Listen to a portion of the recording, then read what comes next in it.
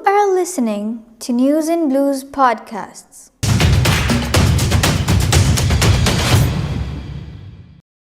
Expressing concern over rising trends of Islamophobia across the globe, Prime Minister Imran Khan, on behalf of Pakistan, called for declaring the willful provocations and incitement to hate and violence universally outlawed.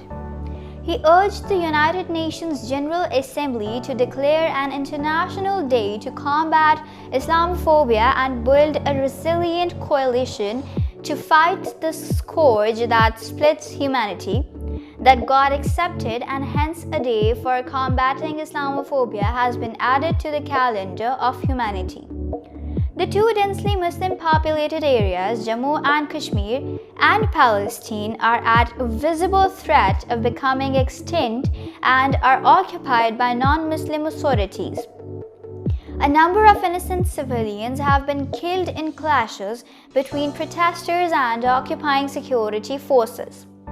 People are being killed, women molested and widowed, children orphaned.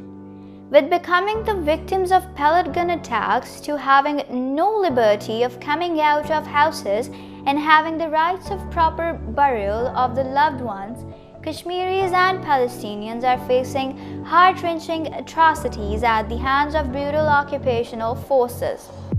The houses of the residents are being snatched or demolished, and several amendments in the laws have been done by the forceful authorities in order to leave no shelter for the Muslims living in Palestine or in Indian illegally occupied Jammu and Kashmir.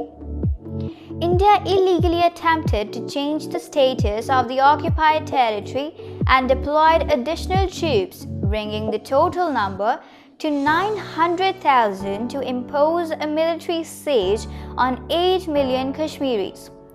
All of this is well documented in the reports of the United Nations High Commissioner for Human Rights, communications from the Special Rapporteurs of Human Rights Council, statements from human rights and civil society organizations.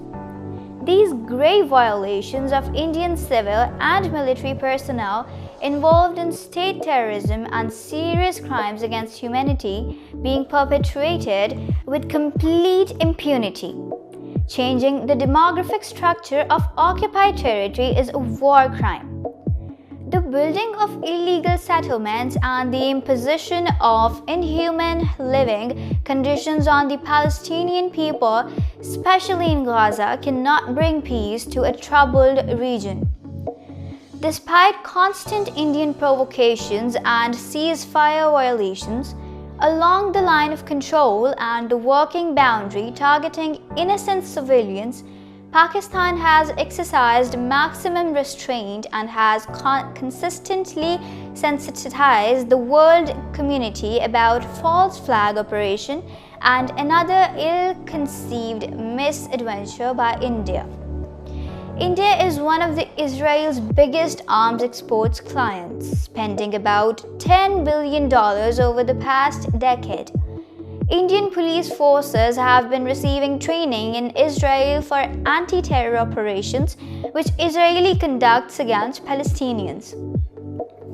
The issue of occupation has been raised countless times in the international forums by various Muslim authorities, but went always in vain. The so-called custodians of human rights are very efficient in speaking up for injustice happening in different regions of the world, but not for Muslims.